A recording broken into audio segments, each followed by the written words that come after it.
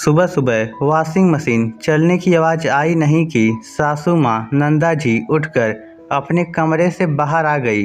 बाहर आते ही सबसे पहले अपनी बहू मेघा को ढूंढने लगी।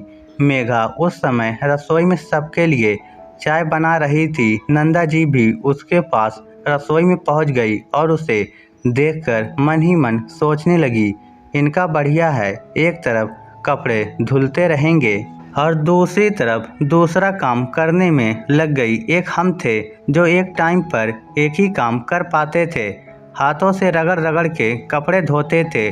पर फिर उससे बोली, अरे बहू, ये क्या सुबह सुबह वॉशिंग मशीन लगा भी दी? हाँ मम्मी जी, आज संडे है ना, इसलिए सुबह सुबह ही वॉशिंग मशीन लगा दी। वैसे भी संडे के दिन बहुत काम होता है। फिर आज प्रिंस की स्कूल फंक्शन के लिए ड्रेस भी खरीदने के लिए बाजार जाना है। मेघा ने उनकी तरफ देखे बगैर ही कहा और कप में चाय छानने लगी।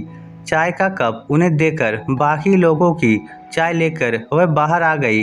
बड़ा काम होता है इन लोगों को, सारा काम तो मशीनों से होता है। करती क्या है ये आजकल की बहुएं, दिखाती तो ऐसे हैं जैसे बहुत काम है। नंदा जी धीरे धीरे बड़बड़ाती हुई बाहर आ गई। तब तक मेघा का पति संजीव, देवर सुधीर और ननद मानसी भी बाहर निकलकर आ गए और गर्मा गर्म चाय का लुत्फ उठाने लगे। इधर मेघा अपनी चाय खत्म कर वापस रसोई में जाने लगी तो सुधीर बोला, भाभी आपने मशीन लगाई है ना? मेरे भी कुछ कपड़े हैं, वो भी मशीन में डाल देना। हाँ भाभी, मेरे भी कुछ कपड़े हैं, उन्हें भी मशीन में डाल देना। मानसी ने भी कहा, पर अब तो पहनने वाले कपड़े धुल चुके हैं, अब तो बेडशीट और पिलो कवर यही सब धुल रहे हैं, अब कैसे कपड़े डाल सकती हूँ? अगर तुम्हें कपड़े धुलवाने थे तो कल रात को ही मुझे दे देते। मैंने पूछा तो था तुम लोगों से, पर तुमने तो मना कर दिया। मेघा ने कहा, अरे तो कौन सा तुम्हें हाथ से कपड़े धोना है, डाल दो कपड़े मशीन में। संजीव ने बीच में ही कहा, अरे ऐसे कैसे, इसमें भी टाइम लगता है, मेरे पास और भी काम है। मेघा ने कहा, अरे तो कितनी देर लगती है, बस पानी ही तो बदलना है, सारा काम मशीन खुद कर रही है, फिर भी इसको जोर आ रहा है इन दो लोगों के कपड़े धोने में। हमने अकेले जितना काम किया है इतना ही अकेले कर ले तो अच्छे से आटे दाल का भाव पता चल जाता। नंदा जी बीच में ही बोली। सुनकर मेघा कुछ कहने को हुई तो संजीव बीच में ही बोला, अब मम्मी, कमाने वाला इंसान तो कमा कर ही दे सकता है ना, सारी सुविधाएं जुटा रखी है, फिर भी काम करने में इन्हें जोर आए तो करे क्या, कुछ करना वरना तो है नहीं, पर एहसान ऐसे जताती है जैसे सारा काम यही करती है। संजीव की बात सुनकर मेघा ने कहा, संजीव, जॉब तो मैं भी करती हूँ ना। अरे तो क्या मेहनत वाली जॉब है तुम्हारी, टीचर ही तो हो, सुबह जाती हो 3 बजे तक घर लौट आती हो, उसके बाद तो आराम ही आराम। संजीव ने कहा तो उसकी बात सुनकर मेघा को बहुत गुस्सा आया, लेकिन बोलती क्या, सारा परिवार ही एक तरफ खड़ा हुआ था। आखिर थक हार कर उसने कह ही दिया, अब मुझे कपड़े निकाल कर दे दोगे तो मैं कपड़े धो दूंगी। भाभी अभी थोड़ा रुक कर निकाल देंगे, पहले कुछ अच्छा सा नाश्ता तैयार करो, संडे है तो कुछ बढ़िया ही होना चाहिए। मानसी मोबाइल में आंखें गड़ाए हुए बोली, हाँ भाभी, कुछ चटपटा मसालेदार बनाना, हम थोड़ी देर में कपड़े निकाल देंगे। सुधीर भी अपने मोबाइल में आंखें गड़ाए हुए बोला, यहाँ घर में आग लगाकर मुझे सुबह सुबह इतनी बातें सुनवाकर खुद मोबाइल में आंखें गड़ाए बैठे हैं। मेघा मन ही मन बोली और रसोई में आ गई।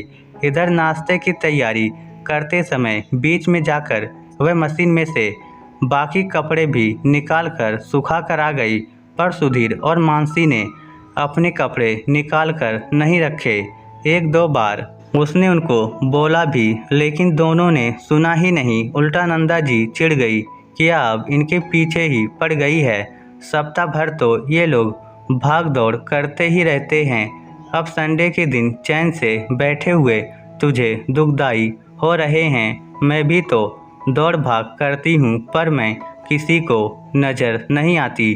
सोचते हुए मेघा ने कहा, पर मम्मी जी, जो काम अभी साथ के साथ चल रहा है वो अभी हो जाएगा, बार बार मशीन थोड़ी ना लगेगी। मेघा ने समझाना चाहा, तो तुझे कपड़े धोने हैं क्या? कपड़े तो मशीन धोएगी, फिर क्यों पीछे पड़ी है? नंदा जी जवाब दिया तो मेघा अपना सा मुंह लेकर वापस रसोई में आ गई। आखिर नाश्ते वगैरह के बाद 12 बजने को आ गए, लेकिन अभी तक सुधीर और मानसी ने अपने कपड़े निकाल कर नहीं दिए। इधर मेघा दोपहर के खाने की तैयारी कर बाकी काम से फ्री होकर प्रिंस को लेकर बाजार चली गई। 3 बजे तक वह वापस घर पर आई, तब तक सब लोग लंच कर चुके थे। उसने और प्रिंस ने लंच किया और अपने कमरे में आराम करने जाने लगी। तब नंदा जी बोली, बहू, सुधीर और मानसी ने कपड़े निकाल दिए हैं, उन्हें जरा वॉशिंग मशीन में डाल देना। सुनकर मेघा ने नंदा जी की तरफ देखा। उसे अपनी तरफ देखते देखकर नंदा जी बोली, ऐसे क्या देख रही है मेरी तरफ? तुझे सिर्फ कपड़े मशीन में डालने को कह रही हूँ, कपड़े तो मशीन धोएगी। और बिना उसके जवाब का इंतजार किए अपने कमरे में आराम करने चली गई। सुनकर मेघा को बहुत गुस्सा आ रहा था। इंसान हूँ या मशीन, मैं थकती नहीं हूँ क्या? हर बार का एक ही राग लगा रखा है, कपड़े मशीन धोती है, कपड़े मशीन धोती है। तो चलो आज तो कपड़े मशीन ही धोएगी। सोचते हुए मेघा अंदर गई और मशीन में पानी भरकर सर्फ डालकर कपड़े उसमें डाल आई और आकर अपने कमरे में आराम करने लगी। दूसरे दिन सुबह सुबह जब सब लोग अपने अपने कमरे में तैयार हो रहे थे, तब मेघा रसोई में अपना टिफिन पैक कर रही थी। उस समय सुधीर ने मेघा को आवाज़ दी, भाभी, कल मैंने आपको एक शर्ट दिया था धोने के लिए, वह शर्ट कहाँ रखा आपने? दिख ही नहीं रहा है। तभी मानसी की भी आवाज़ आई, हाँ भाभी, मेरी ड्रेस भी नहीं मिल रही है, आज उसी को पहनकर मुझे कॉलेज जाना था। सुनकर मेघा ने कोई जवाब ही नहीं दिया। तब मानसी पैर पटकती हुई बाहर आई और बोली, भाभी, मैं आपसे पूछ रही हूँ, कल जो ड्रेस मैंने धोने को दिया था वह कहाँ है? तब तक सुधीर भी बाहर आ गया, भाभी, मुझे भी लेट हो रहा है, मेरी शर्ट कहाँ है? उन दोनों की आवाज़ सुनकर नंदा जी और संजीव भी बाहर आ गए। तब संजीव ने कहा, क्या सुबह सुबह तमाशा कर रखा है? उनके कपड़े कहाँ हैं जो इन्होंने तुम्हें धोने को दिए थे? सुनकर मेघा उनकी तरफ पलटी और हैरान होते हुए कहा, मुझे कब दिए थे कपड़े धोने के लिए? सुनकर नंदा जी चिढ़ते हुए बोली, बहू, सुबह सुबह बेहोश है क्या? कल नहीं दिए थे कपड़े धोने के लिए? कहा नहीं था कल दोपहर को तुझे मैंने कि कपड़े मशीन में डाल देना, मशीन कपड़े धो देगी? अरे हाँ मम्मी जी, कहा तो था और मैंने कपड़े मशीन में डाल भी दिए थे। अब कपड़े धुले या नहीं धुले ये तो आप मशीन से जाकर पूछो। मेघा अपने सिर पर मारते हुए बोली। उसकी बात सुनकर सब लोग हैरानी से देखने लगे। तभी चारों के चारों अंदर गए। वॉशिंग मशीन खोलकर देखी तो उसमें कपड़े भीगे पड़े थे। ये देखकर सब लोग बड़बड़ाते हुए बाहर आ गए। तब संजीव ने कहा, मेघा, क्या तमाशा है ये? तुमने इनके कपड़े क्यों नहीं धोए? हाँ बहू, नहीं धोने थे तो साफ मना कर देती, कपड़े मशीन में डालकर भी आ गई और उन्हें धोए भी नहीं। नंदा जी भी गुस्से में बोली, अरे मम्मी जी, आप शायद भूल रही हैं, आपने मुझसे कहा था कि कपड़े मशीन में डाल देना, कपड़े तो मशीन धो देगी। तो मैंने आपके कहे अनुसार कपड़े मशीन में डाल दिए थे और मशीन को बोलकर आ गई थी कि कपड़े धो देना। अब उसने कपड़े नहीं धोए तो मेरी क्या गलती? मेघा ने मासूम बनते हुए कहा। यह सुनकर सब लोग एक दूसरे की शक्ल देखने लगे। क्या हुआ मम्मी जी, गलत थोड़ी ना कह रही हूँ, कपड़े मशीन धोती है तो धुलवाइए मशीन से। माना कि आपके समय में आपने बहुत काम किया है, क्योंकि उस समय इतना मशीन से काम नहीं होता था, पर उस समय अधिकतर औरतें सिर्फ घर का काम करती थी, लेकिन मैं जॉब भी करती हूँ, साथ ही साथ बाजार का भी सारा काम मुझे ही करना पड़ता है। और क्या कहा था संजीव आपने?